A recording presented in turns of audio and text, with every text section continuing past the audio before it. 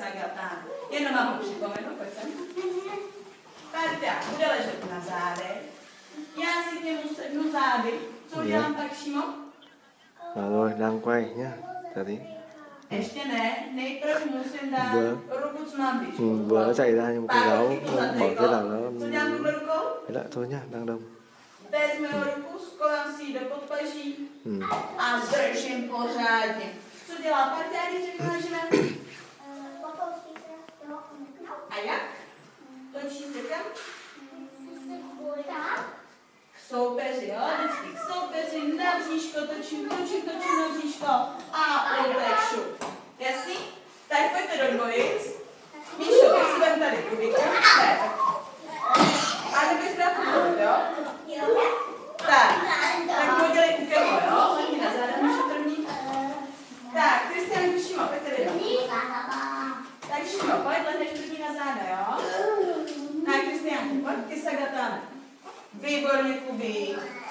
Super, Daníku. Ještě do podpaží vůbec. Tak, Kristián, pojď.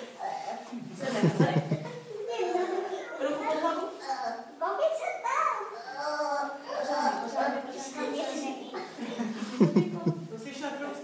Tak. Míšo, vydrž na hačle.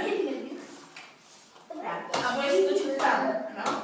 Tak pozor, připravit pořádně držíme. Hačme! Výborně, Šimo, krásný přetočení. Stej, zabej.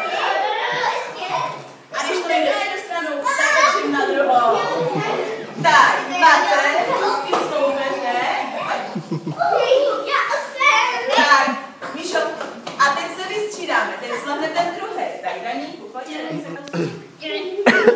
tak, Míšo, zkusíš to?